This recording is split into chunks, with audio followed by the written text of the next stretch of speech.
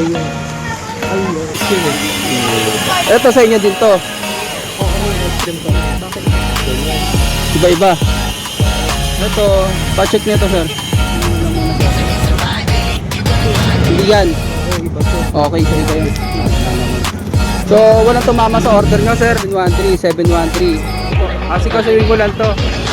Sa akin tuloy ako nagka-problema. Ayun sir. Ito yung... Ay, andito. Ito naman to eh. Twister ice cream eh. Ito sa inyo din to. Oo, may ice cream kami. Ito tama po Pero- yan. Dalawa lang. Bakit? Ganyan. Iba-iba. Oo. Tapos may burger pa. Ito, pa-check nito sir. Walang sir, wait lang ha. Sige. Silipin nyo na lang muna sir.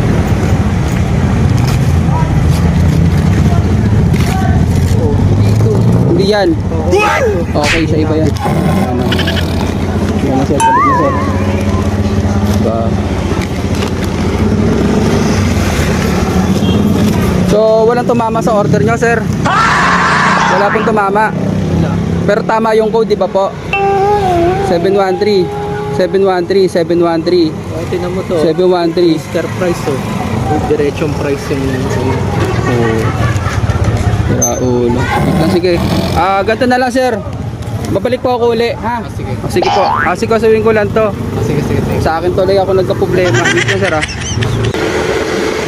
Mga katambay, babalikan ko yung isang kong customer ulit doon sa Midang Palit sa area niya. Babalikan ko yung una kong pinagdeliveran para confirm yung order kung tama at nagkapalit nga. Ang galing nung crew na nag-assemble. Pili mo yung resibo ng mga customer ko dun sa may deliver ko. Nagtanong pa naman ako kung okay na yung order, kung kumpleto na. Kumpleto naman, tama naman lahat yung order. Problema yung resibo. Pagpalit niya, kahit anong tama yung deliver mo, mali pa rin pag ibinigay mo sa customer. Kasi nga, pinagpalit niya yung resibo. Di naman namin din alam kung ano laman ng pagkain kasi nakabalot. Pangalawa, bawal din namin buksan. Kailangan customer ang titingin para di malaman namin.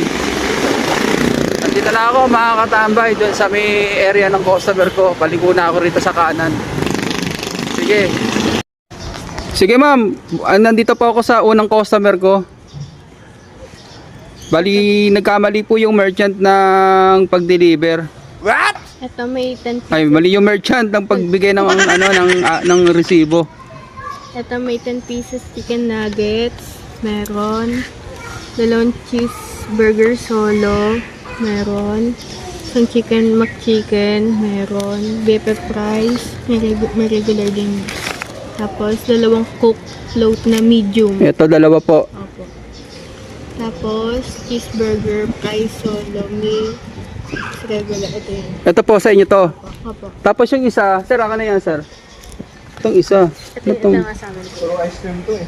Oo. Pero may Oreo ba yan, sir? Hindi ko po alam eh. Ayun, no? Dito, sir. Dito na lang, sir.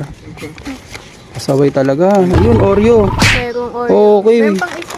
Ito po. Ayun, isa. Meron pang isa. Anak ng kuwago. Safety yung ginawa nila sa akin, ah. Ako ba't kulay orange yung Kaya nga, eh. Price po. Sabi ko alam kung may cook float yung amin kuwi. Ayan. Switching. So, eto, kompleto to. O, sige, ma'am. Kunin nyo na yan, ma'am. Sa inyo po. Hop, lusot yung ano. At hindi, sir. Lulusot yan, sir. Kunin nyo na lang po isa-isa. Nalusaw na ako. So, ang may mali, si merchant. Nagkapalit ng resibo. Walang disiplina! Puro kayo pang karnaval! Sige, ma'am. Akin na po ito. Sige po. Tapos yung... Ay, eto yung sa isa, no? Okay. Sige, ma'am. Kunin nyo na po yan. Sensya na, ma'am. Pasala, ma'am, sa ilalim. Okay. So, may mali si McDonald's. Pinahirapan ako, ma'am. Tataka na ako, ba't kulay orange yan? Kasi alam alam namin may cook load talaga kami. Opo ma'am, kasi kami ma'am, di rin naman kasi namin kabisado yung order ng customer. Tulad yan, di naman namin makikita yan. Kaya nagulat ako kanina, ang binayaran nyo ako medyo malaki. Opo. So di ko rin kabisado itong order ng isang customer. Opo. So ma'am, nasa inyo na po yung resibo ma'am, no? Sige ma'am, kumpleto na po. O sige po, babalik na lang ulit ako doon sa merchant para sabihin ko yan. Sumbong ka, baka ipalo pa kita kapatid mo Sige eh. ma'am. Dapat pala ma'am kanina pinabasa ko sa inyo, no? Bakit di rin natin mabuksan eh? Hanggat hindi ako nakakarating sa customer eh. Sige po, sige po. Thank you ma'am. Ayan, nagkamali yung merchant. Nagkamali ng resibo. Ang iniligay niyang resibo dito sa isang customer, tapos yung isang resibo doon naman sa may kabila. So nagkamali, nag-switching ng resibo. What? Balik ako sa isang customer. Oh no! Ayan. A few moments later.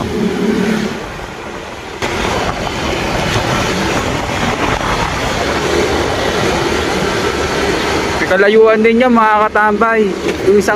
Yung pangalawang customer ko.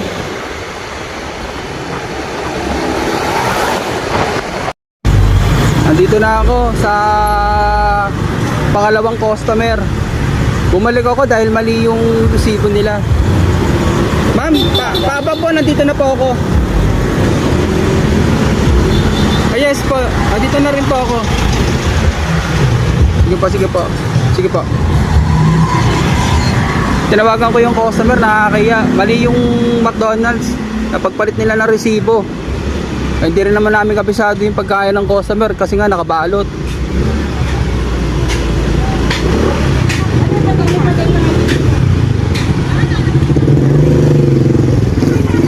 Ito sir. Oops. Wait lang sir ah. Ano sir yung mali sir? What? Very much yan. So isang matcha dapat, mali pa rin sila. Sige sir, sabihin ko po sir. Oo sir, okay na sir ha. Kawawa naman si Ride. Sige sir.